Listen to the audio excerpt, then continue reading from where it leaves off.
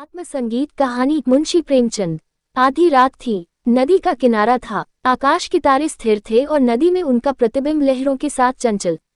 एक स्वर्गीय संगीत की मनोहर और जीवनदायिनी प्राण पोषणी ध्वनियां इस निस्तब्ध और तमोमय दृश्य पर इस प्रकाश छा रही थी, जैसे हृदय पर आशाएं छाई रहती हैं या मुखमंडल पर शोक। रानी मनोरमा ने आज गुरु दीक्षा ली थी। दिन भर दान और व्रत में व्यस्त रहने के बाद मीठी नींद की गोद में सो रही थी। अकस्मात उसकी आंखें खुली और ये मनोहर ध्वनियां कानों में पहुंची। वह व्याकुल हो गई, जैसे दीपक को देखकर पतंग। वह अधीर हो उठी, जैसे खाड़ की गंध पाकर चींटी। वह उठी और द्वारपालों एवं चौकीदारों की दृष्टियां बचाती हुई राजमहल से बाहर निकल आई, जैसे वेदनापूर्ण क्रंदन सुनकर आंखों से आंसू निकल जाते हैं। सरिता तट पर कंटीली झाड़ियां थीं, ऊंचे कगारे थे, भयानक जंतु थे और उनकी डरावनी आवाजें। शव थे और उनसे भी अधिक भयंकर उनकी कल्पना। मनोरमा कोमलता और सुकुमारता की मूर्ति थी, परंतु उस मधुर संगीत का आकर्षण उसे तन्मयता की अवस्था में खींचे लिया जाता था।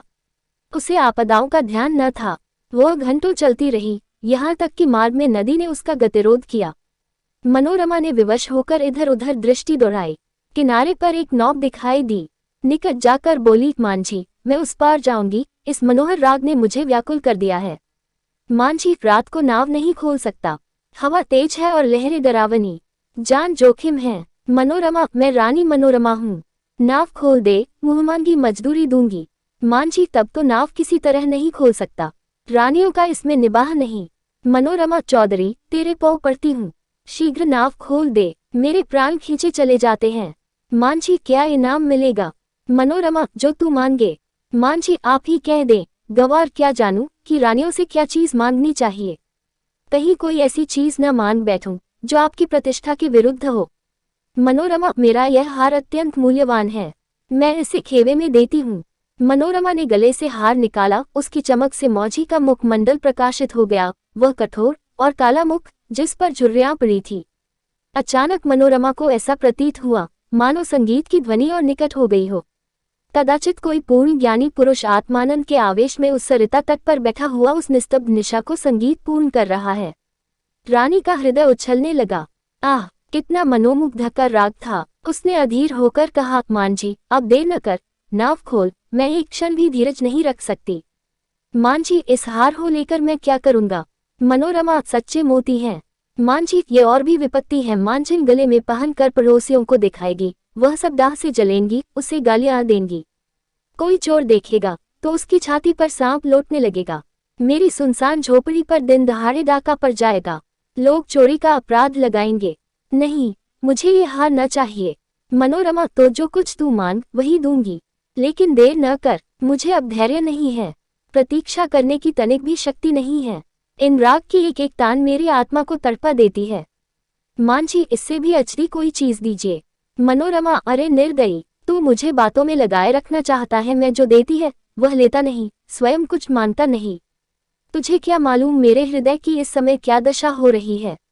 मैं इस आत्मिक पदार्थ पर अपना सर्वस्व न्यौछावर कर सकती हूँ। मांझी, और क्या दीजिएगा?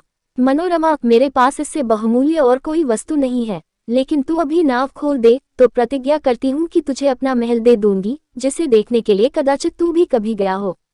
विशुद्ध श्वेत पत्थर से बना है, भारत में इसकी तुलना नहीं। मांझी, हंसकर, उस महल में रहकर मुझे क्या आनंद मिलेगा? उल्टे मेरे भाई बंधु शत्रु हो जाएंगे। इस नौक पर अंधेरी रात में भी मुझे भय न लगता। औंधी चलती रहती है और मैं इस पर पड़ा रहता हूँ, किंतु वह महल तो दिन ही में फाड़ खाएगा।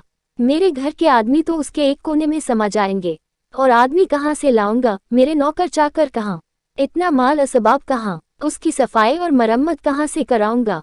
उसकी फुलवारियां सूख जाएंगी, उसकी क्यारियों में गीदड़ बोलेंगे और अटारियों पर कबूतर और अबाबिलें घोंसले बनाएंगी।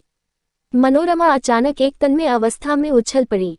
उसे प्रतीत हुआ कि संगीत निकटतर आ गया है। उसकी सुंदरता और आनंद अधिक प्रखर हो गया था, जैसे बत्ती उकसा देने से दीपक अधिक प्रकाशवान हो जाता है। पहले चित्ताकर्षक था तो अब आवेशजनक हो गया था। मनोरमा ने व्याकुल होकर कहा, आह, तू फिर अपने मुंह से क्यों कुछ नहीं मांगता? आह, कितना विरागजनक राग है, कितना विह्वल करने वाला। मैं अब तनिक धीरज नहीं धर सकती। पानी उतार में जाने के लिए जितना व्याकुल होता है, श्वास हवा के लिए जितनी विकल होती है, गंध उड़ जाने के लिए जितनी व्याकुल होती है, मैं उस स्वर्गीय संगीत के लिए उतनी व्याकुल हूँ। उस संगीत में कोयल की सी मस्ती है, पपीहे की सी वेदना है, श्यामा की सी विह्वलता है, इससे झरनों का सा जोर है, औंधी का सा बल। इसमें वह सब कुछ है, इससे विवेकाग्नि प्रज्वलित होती, जिससे आत्मा समाहित होती है और अंतःकरण पवित्र होता है।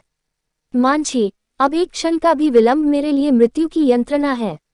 शीघ्र नौक खोल, जिस सुमन की यह सुगंध है, जिस दीपक की ये दीप्ति है, उस तक मुझे पहुंचा दे। मैं देख नहीं सकती, इस संगीत का रचयिता कहीं निकट ही बैठा हुआ है, बहुत निकट। मांझी, आपका महल मेरे काम का नहीं है, मेरी झोपड़ी उससे कहीं सुहावनी है। मनोरमा, हाय, तो अब तुझे क्या दूं?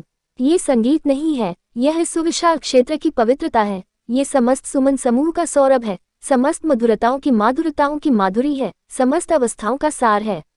नौक खोल, मैं जब तक जीऊंगी तेरी सेवा करूंगी, तेरे लिए पानी भरूंगी, तेरी झोपड़ी बहारूंगी। हाँ, मैं तेरे मार्ग के कंकड़ चुनूंगी, तेरे झोपड़े को फूलों से सजाऊंगी, तेरी मांझन के पैर मिलूंगी। प्यारे मांझी, यदि मेरे पास 100 जाने होती तो मैं इस संगीत के लिए अर्पण करती। ईश्वर के लिए मुझे निराश न कर। मेरे धैर्य का अंतिम बिंदु शुष्क हो गया। अब इस चाह में दाह है, अब ये सिर तेरे चरणों में है। ये कहते कहते मनोरमा एक विक्षिप्त की अवस्था में मांझी के निकट जाकर उसके पैरों पर गिर पड़ी। उसे ऐसा प्रतीत हुआ मानो वह संगीत आत्मा पर किसी प्रज्वलित प्रदीप की तरह ज्योति बरसाता हुआ मेरी ओर आ रहा है। उसे रोमांच हो आया, वह मस्त होकर झूमने लगी। ऐसा ज्ञात हुआ कि मैं हवा में उड़ी जाती हूँ। उसे अपने पार्श्व देश में तारे झिलमिलाते हुए दिखाई देते थे। उस पर एक आमविस्मृत का भावावेश छा गया और अब वही मस्ताना संगीत, वही मनोहर राग उसके मुंह से निकलने लगा। वही अमृत की बूंदें उसके अधरों से टपकने लगी। वो स्वयं इस संगीत की स्रोत थी। नदी के पास से आने वाली ध्वनियां, प्राणपोषिणी ध्वनियां उसी के मुंह से निकल रही थी। मनोरमा का मुखमंडल चंद्रमा की तरह प्रकाशमान हो गया था और आंखों से प्रेम की किरणें निकल रही थी।